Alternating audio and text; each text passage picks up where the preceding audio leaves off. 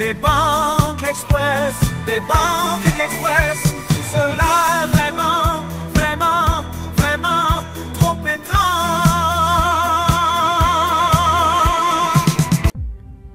Alors, voyons voir, aujourd'hui, un message de Camille Honnête qui me fait remarquer que les anciens bâtisseurs ils n'ont déplacé des très gros cailloux, alors que c'est totalement impossible même avec nos moyens modernes de maintenant. Ma petite Camille, tu as entièrement raison. Les mystérieux anciens bâtisseurs ont sûrement dû utiliser la gravitation ou un truc du genre. En tout cas, nous on saurait pas faire, comme va te le confirmer ma copine Julie. Si c'est une image qui représente en fait les moyens qu'on devrait mettre en œuvre aujourd'hui pour déplacer cette pierre de la femme enceinte, cette pierre de plus de 1200 tonnes. Donc en gros, elle devrait être soulevée par une vingtaine de grues. Des grues comme on en voit sur les chantiers. Il en faudrait 20, plus de 20. Je ne sais plus si c'est 20 ou 30 que j'ai compté, je crois que ça doit être... bon bref, 20 ou 30. En tout cas, c'est énorme. C'est énorme et vous voyez qu'à l'époque, on peut se demander comment à l'époque, il n'avait pas ces grues, quoi. Comment il faisait, comment il faisait pour déplacer ces blocs, comment il faisait pour les hisser à une telle hauteur. Vous imaginez, aujourd'hui, on aurait du mal à soulever ce bloc. Avec nos moyens, soi-disant modernes, on aurait du mal. Donc ça, ça a été mis... Parce qu'il faut savoir aussi que ça a été mis à plus de 7 mètres de haut. Donc comment est-ce qu'ils ont fait à l'époque pour hisser des mégalithes de 1000 tonnes à 7 mètres de hauteur? Vous imaginez? Donc ici aussi, sur le site de Baalbek, cette pierre-là, on l'appelle la pierre de la femme enceinte. Et cette pierre-là est encore plus grosse que les 3 autres. Celle-là, elle fait plus de 1200 tonnes, la pierre de la femme enceinte. Et elle est toujours au niveau de la carrière. Donc là, ils n'ont pas eu le temps ou n'ont pas voulu la mettre en place dans la construction. Ah ouais, bon. Il y a de nombreux problèmes avec cette image. Cette photo, qui est partagée inlassablement par nos amis chercheurs alternatifs, a été prise au Mystery Park, qui est un parc d'attractions imaginé par Eric von Däniken en 2003. La scène est censée nous montrer ce qu'il faudrait aligner comme grue mobile moderne afin d'espérer déplacer le monolithe dit de la femme enceinte, situé dans les carrières de Baalbek, au Liban. On dénombre ici pas moins de 22 grues. Présenté comme ça paraît en effet bien compliqué. Bouger ce monolithe d'environ 1000 tonnes semble donc bien fastidieux, même avec nos moyens modernes. Mais regardons tout ça d'un peu plus près. Si on passe la photo à la moulinette de Google Lens, on voit que les grues en question sont des modèles réduits d'une machine Liebherr modèle LTM 1250 5.1. Un petit tour sur la page du fabricant nous indique que cette grue mobile à 5 essieux est capable de soulever 250 tonnes. Non mais attendez, est-ce qu'on ne se moquerait pas un peu de nous? Alors faisons un calcul simple. Si une grue peut soulever 250 tonnes, il en faudrait seulement 4 pour soulever un bloc de 1000 tonnes, et non 22. De même, 22 fois 250, jusqu'à preuve du contraire, ça fait un total de 5500 tonnes. Il n'y aurait pas de tromperie sur la marchandise, mais ce n'est pas tout. Si l'on consulte les autres machines de Liebherr, on constate que ce modèle n'est pas le plus puissant. Il existe en effet par exemple ce modèle LTM 11200 9.1, capable de lever pas moins de 1200 tonnes. Autrement dit, une seule de ces grues suffirait à lever et déplacer notre grosse pierre. Ainsi, avec nos moyens modernes, on pourrait sans problème déplacer ce gros caillou, contrairement à ce qu'essaie de nous faire croire la mise en scène du Mystery Park. Mais ce n'est pas le seul mensonge de cette photo. En effet, on nous présente ici des engins de levage. Or, il n'est jamais systématiquement nécessaire de soulever un bloc pour le transporter. Dans notre cas par exemple, il suffit de construire une rampe et de le tracter.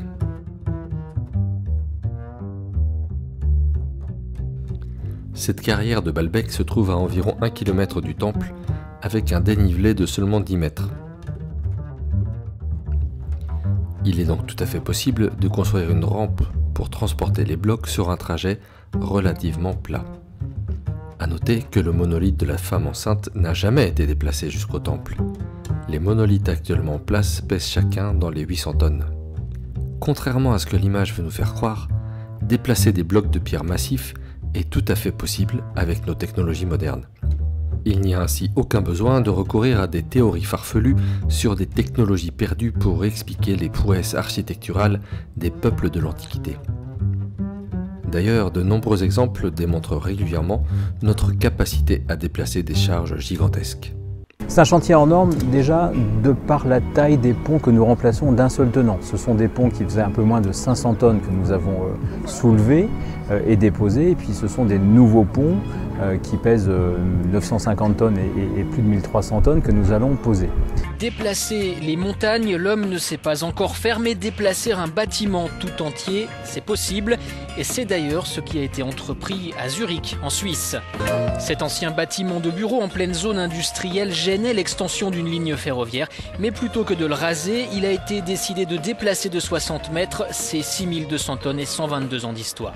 Il y a 10 mois, les murs de soutien du sous-sol ont été remplacés par des piliers d'acier. Une dalle de béton munie de rails a été coulée sous le bâtiment qui a été placé sur des chariots spéciaux.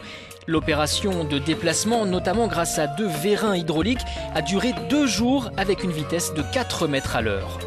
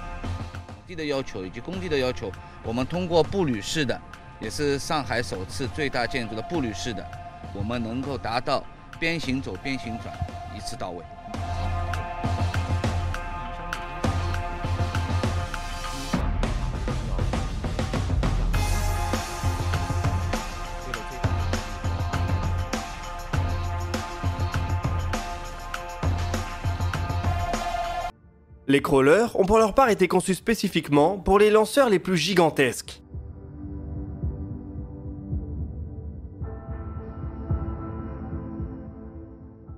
La NASA en a fabriqué 2 qui sont en activité depuis plus d'un demi-siècle. L'un d'entre eux est aujourd'hui affecté au SLS, tandis que l'autre a un futur un peu plus incertain. En termes d'architecture, on pourrait rapidement les décrire comme une plateforme qui repose sur 4 tanks massifs. L'ensemble fait un peu moins de 3000 tonnes ou la masse d'une petite frégate. Les crawlers sont capables de supporter une charge encore 3 fois supérieure. Une fois qu'on y place une fusée ou une navette spatiale, ainsi que sa tour qui y prend aussi place, on peut donc flirter avec les 10 000 tonnes. C'est énorme et vous voyez qu'à l'époque, on peut se demander comment à l'époque, ils n'avaient pas ces grues, quoi. Comment ils faisaient. C'est depuis cette carrière où nous retrouvons Shaker Radban, que nous allons suivre pas à pas toutes les étapes de la construction du sanctuaire de Baalbek. 3 carrières fournissaient les quantités énormes de pierres nécessaires à la construction de la ville.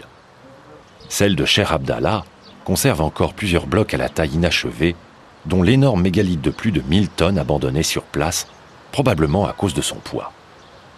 Comment les blocs étaient-ils extraits de leurs roches natives ? Pour l'extraction des blocs dans la carrière, on détachait le bloc sur les 4 côtés. Il ne restait qu'un peu d'espace où le bloc était encore accroché à la masse. Et ensuite, bon, avec des moyens de pression, de calage, on pouvait le détacher. Aujourd'hui, on peut encore voir les failles qui étaient creusées à l'aide de pics en métal et qui permettaient d'extraire le bloc. Une fois dégagé, le monolithe était dégrossi sur place et tracté jusqu'à son lieu de pose. Jean-Pierre Adam, architecte au CNRS qui a spécialement étudié le cas de Baalbek, nous livre le résultat de ses recherches. Vous avez vu dans la carrière cette énorme pierre, la pierre du Sud, Hajar el-Koublé, vous avez vu qu'elle était creusée en sa partie inférieure, elle était détachée partiellement de la masse rocheuse. On pense que ce procédé consistait à libérer la face inférieure pour insérer au fur et à mesure qu'on avançait le creusement des rondins. Si bien que lorsqu'on arrivait à l'extrémité, lorsque le bloc était complètement dégagé, il reposait entièrement sur un système de roulement.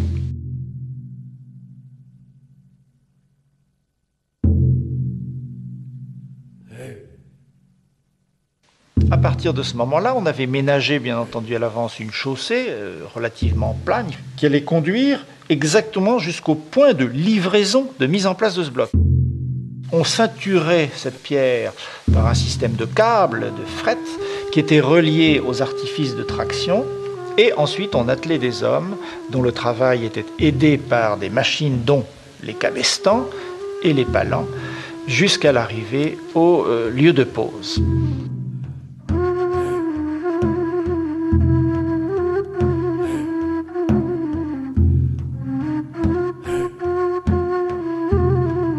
Le cabestan, c'est un autre nom du treuil. On l'appelle cabestan parce que c'est une invention de marine. Les marins, les premiers, ont éprouvé le besoin, pour lever des charges lourdes, lever une ancre, monter les vergues, sur un espace étroit et mouvant, de s'aider de machines.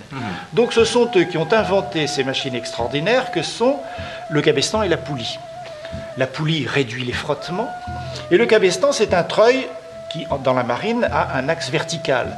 Lorsque vous allez puiser l'eau au puits, vous, tous les week-ends pour faire la lessive, vous allez chercher l'eau au puits à l'aide d'un treuil qui n'est autre qu'un cabestan dont l'axe est horizontal. Et les marins qui ont inventé aussi la poulie ont imaginé de multiplier des poulies, l'une étant fixe, l'autre mobile, c'est ce que les ouvriers sur les chantiers appellent le singe, de façon, chaque fois qu'ils ajoutaient une poulie, à doubler la puissance. Lorsqu'en bicyclette, vous changez de pignon, vous allez multiplier vos tours de roue, vos tours de pédale, et en même temps, ce sera beaucoup plus facile d'avancer, de faire progresser votre bicyclette. Cette invention est évidemment prodigieuse, puisque les Grecs, comme les Romains, c'est une invention probablement de marins grecs, peut-être de marins phéniciens, qui est apparue probablement dans le courant du VIe siècle avant Jésus-Christ, donc très tardivement dans l'histoire des civilisations et de l'architecture, et qui a été très vite généralisée dans l'architecture pour faciliter les transports sur les chantiers, aussi bien la traction au sol que la traction verticale pour monter les blocs jusqu'à leur plan de pose. Ces machines, en raison de leur démultiplication, n'avaient qu'une progression extrêmement lente. Pour les actionner, Jean-Pierre Adam estima environ 500 le nombre d'hommes nécessaires. L'effort fourni était évidemment considérable, mais la main-d'œuvre, en grande partie une main-d'œuvre servile, était très abondante. Il y avait très certainement aussi des équipes de relais.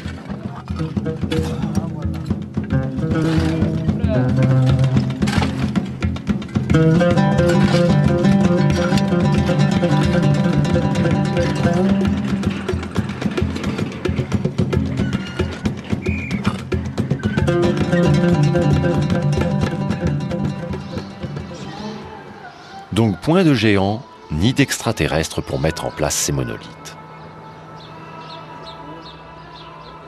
Pour preuve, les nombreuses traces de traction et de levage encore visibles sur le site, qui témoignent de l'emploi de ces techniques de construction.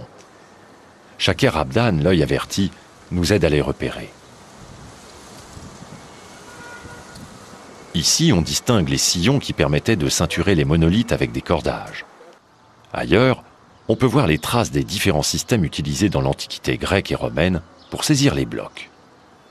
Le plus ancien est le tenon de bardage, qui permettait de passer les boucles des cordes. Mais cette technique nécessitait de ravaler ces tenons pour finir le travail. L'autre système consistait à utiliser des griffes autoserrantes, qui permettaient de saisir la pierre en la pinçant. L'inconvénient est que ces griffes laissaient apparent de petits trous sur la surface de parement. Le troisième système, de loin le plus utilisé, était la louve. C'est une sorte de pince inversée, encastrée dans la pierre, et qui joue son rôle de serrage sous l'effet du poids pendant le levage. Cet appareil présente l'avantage de se démonter et de ne laisser aucune trace en façade.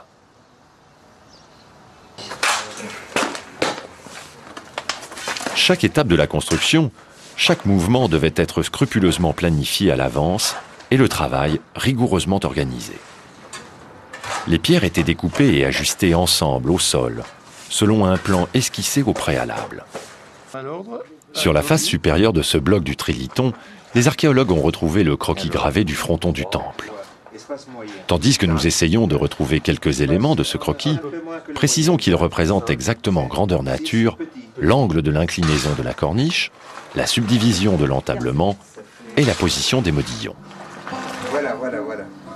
Les différentes parties de la construction étaient marquées de chiffres ou de lettres qui servaient de repères au moment de l'assemblage.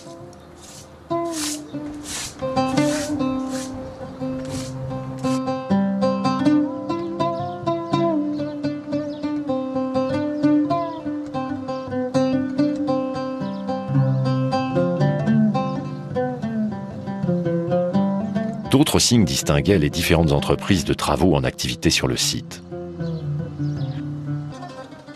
Le travail terminé, l'ouvrier pouvait alors apposer sa signature au revers du bloc, gage de son dur labeur et de sa fierté. Il faut restituer avant Mnis Si, Zéora, Zéoru, Glyptis, que soit commémoré Zéora, fils de Zéoru, le sculpteur. Tirer avec des cabestans? Vraiment n'importe quoi. C'est absolument impossible. Pour la petite histoire, le plus gros monolithe jamais déplacé par l'homme est la pierre dite tonnerre, qui a servi de socle à une monumentale statue équestre de Pierre le Grand à Saint-Pétersbourg. Son poids est estimé à au moins 1500 tonnes. La pierre se trouvait à l'origine enfoncée d'environ 5 mètres dans un marais. Elle fut sortie à la fin de l'année 1768 à l'aide de leviers, puis fut tirée par des cabestans sur 6 km. Pour le transport fluvial, on utilisa une barque en bois de 54 mètres de long sur 20 de large. La barque fut immergée afin de pouvoir y placer le monolithe sans la déstabiliser. Puis on évida l'eau pour que la barque s'élève sur la rivière, le rocher en son centre. 2 vaisseaux l'escortèrent sur environ 20 km. Le niveau de l'eau du débarcadère étant trop profond, on aménagea des pilotis pour immerger la barque à la bonne profondeur, puis débarquer le rocher. Chers spectateurs, si toi aussi tu as des questions sur des mystères trop étranges, n'hésite pas à me les soumettre en commentaire. À très bientôt pour un nouveau Debunk Express des mystérieux mystères trop étranges de l'univers.